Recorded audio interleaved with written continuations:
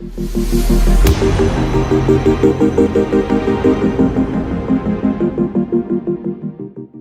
my name is Gibson, and I'm the owner and founder of the Personal Development School. This is your daily breakthrough video, and this is a channel where we provide a ton of free content that is personal development for your subconscious mind. So today I want to talk a little bit about how to heal coming out of a breakup. Obviously, breakups are very challenging for all people, and even if we're the one that's doing the breaking up, to some degree, there's still this emotional mourning or grieving of the bond that we were once attached to or identified with that must take place in order for us to actually feel our emotions and process the event. So first and foremost, I want to invite everybody to actually feel what their experience is. You know, sometimes we'll see people who go through breakups will sort of just deny or reject their own emotions, and they won't actually suffer over the breakup until much later. And this can be especially challenging because sometimes this individual will go through the breakup and, 6-7 months down the line, they're actually fully processing some of their pent up emotions that were almost repressed to some degree. So I want to, give the first piece of advice as being allow yourself to actually feel and sit and be with your emotions. If you can imagine that you go to a friend and you say, hey, I need some emotional support, I need some help, I need some kindness or connection. And that person's like, I don't have time. I don't want to hear about your feelings. I'm not interested in sitting with you or being present with you or holding space for you to process what you're experiencing. We would feel like pretty rejected by that person. And oftentimes when we are denying or repressing our own emotions, it's as if we're essentially treating the relationship to self that way. So you want to really make sure that you give yourself a chance to actually feel, actually process, get in touch with what's inside of you and what you're experiencing. And once you've done this, now you can actually move into sort of the next steps of healing and feeling. So I want to sort of outline here how we suffer over relationships so that we have some tools and strategies to actually mitigate and deal with these core problems so we can work through them effectively. So first and foremost, suffering is not random. Emotional suffering, even though it feels random because it's usually out of our conscious mind's awareness, is actually very specific at a subconscious level. It's just up to us to really pick it apart and understand and find what's going on there beneath the surface. So I like to think of it this way. If you are grieving somebody, so let's say, God forbid, that somebody passes away, okay? Let's say a family member passes away. You're not grieving the family member's body. Like, you're not missing their body. Maybe to an extent you miss their hugs from their body or something like that, but you're not really grieving their body. You're grieving most specifically the traits or characteristics that you perceive they brought into your life and the traits and characteristics that you perceive they brought out of you or enabled you to get in touch with within yourself.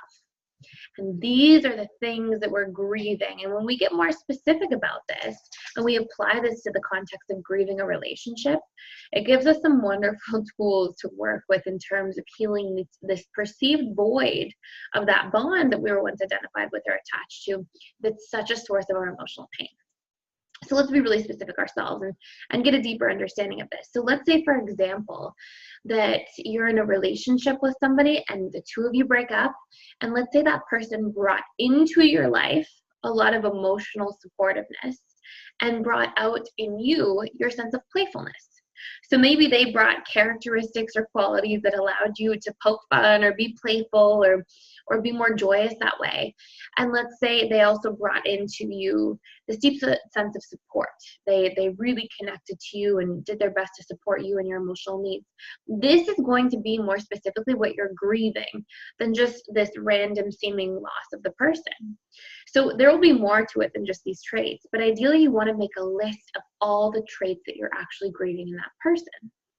And then here's what you do. You want to sit down with a pen and paper and you want to go through, where do I still have these traits available to me through other relationships or other bonds? Okay, so that you're not just aching over the perception of that void. So for example, who else supports me in my life if it's the supportiveness trait that I'm grieving or missing from that person? And you want to find as many pieces and places that this is available to you as possible. And then you also want to do the same thing for your traits, okay? You know, where in my life do I still have people or community or friendships or other relationships that allow me to be playful? Where am I still playful in my life where I can be playful, even without this bond that I'm grieving currently through the breakup?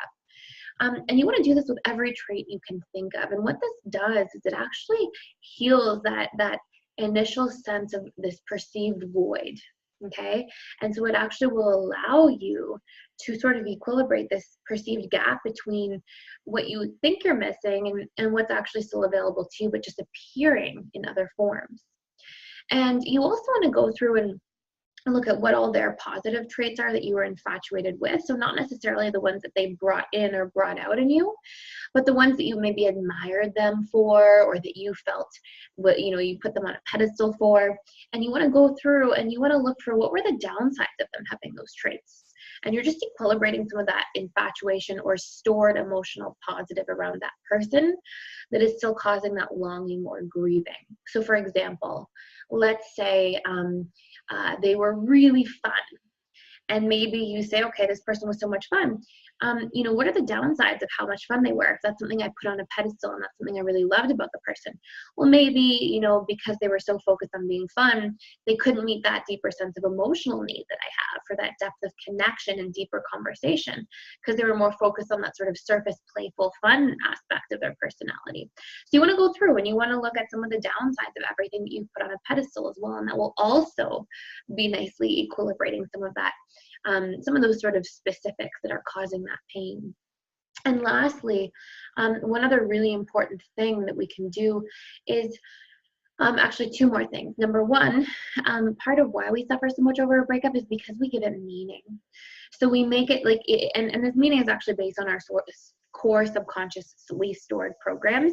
But we'll go through that in a totally different video about how to find your core subconscious programs, and at least in the belief area, and what they're sort of made up of, and how to disidentify from them, but also how to equilibrate some of them. But for now, I just want you to question the meaning that you give to it. You know, a lot of people suffer way more than is necessary because they give the meaning to a breakup. Things like, I wasn't good enough, I don't matter, I'm unloved, I'm all alone again, this person abandoned me. And, you know, you really want to question this. You know, did you really break up because you're not good enough for a relationship or for this person? Or were there a series of other things that were going on, like trait differences, or maybe this person had a fear of commitment, or timing played a role. Sorry, that's my dog.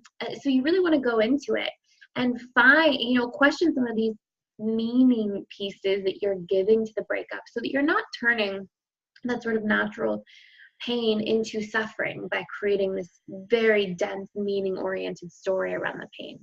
So please, like, write that down. What is the painful meaning I'm giving to the situation, and is it true? Is it really valid? And try to find pieces of proof for why it's not, because it's really the pieces of proof that have the emotions attached to them, because our memory holds emotion, and this will actually allow us to, again, equilibrate some of that stored subconscious meaning we're giving to things as well. So write that little list after the traits that the person brought in and out, and after the downsides of those positive traits that you have on a pedestal. Look for, you know, what meaning, what do I make this mean about me? And do I have proof for otherwise? And again, extremely equilibrating work to do. And lastly, look for the benefits. And that might be really a difficult thing to do when you're like, oh my God, there's no benefits, and you're in that state of grieving. But look for them in gentle terms. So look for how did this serve me in the sense of what I'm learning, or what I was forced to let go of that no longer served, or maybe what I'm forced to focus on more in my life right now. What were the lessons that this relationship brought to me and is currently bringing to me by coming to an end? How can I further focus on myself and empowering my own healing and my own growth? So look for everything you can from that space, so that you're shifting your perception to see essentially the other side of your one-dimensional experience that's causing that output of pain. Because generally we have this mechanism in our brain, it's called the RAS, or the reticular activating system, and it's sort of like a filtering system for ourselves.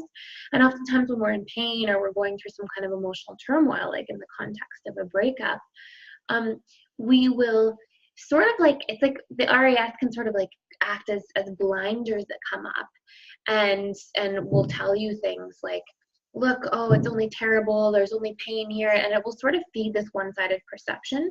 And we really want to sort of counterbalance that with our conscious mind instead of just being the victim of whatever subconscious programs are running beneath the surface. So we will tend to, during challenging emotional times, be hyper-focused on the negative. And we really want to just balance that out by looking for like what good did come from this or has the potential to come from this if I choose to tap into it. So go through those steps, take some time, really go through them in detail, don't rush through. Take, half an hour, 45 minutes to really work this out within yourself. And what you're doing is you are equilibrating this perception of a void that's keeping all this pain raw and alive. And you're also bringing up any stored subconscious stuff that creates unnecessary suffering, and you're equilibrating that too. You're neutralizing it, you're balancing it out. And that will give you a much greater sense of peace. So again, be gentle to yourself, be compassionate towards yourself. It's okay to go through some emotional pain when we have big disruptions in our life. And there's a great quote that I love, and it's in the Tao, it's a line, and it essentially says there's order in chaos. And sometimes we go through these sort of reorganizing moments or disruptive moments, and we may not sense the order immediately or understand it, but oftentimes something really wonderful comes out of it. When we get to reflect back. So do some of this work on the traits and on sort of seeing the benefits or the lessons, and allow yourself to heal some of that unnecessary suffering that your subconscious mind is carrying around. And this should be a great first step to really doing some deep processing so that you're free of carrying unnecessary emotional baggage. So if you have any questions, feel free to comment below, ask questions about future videos that you're interested in seeing, and please feel free to visit www.personaldevelopmentschool.com and check out any free resources we have there, reach out for further details. Thank you so much for watching, and have a wonderful week.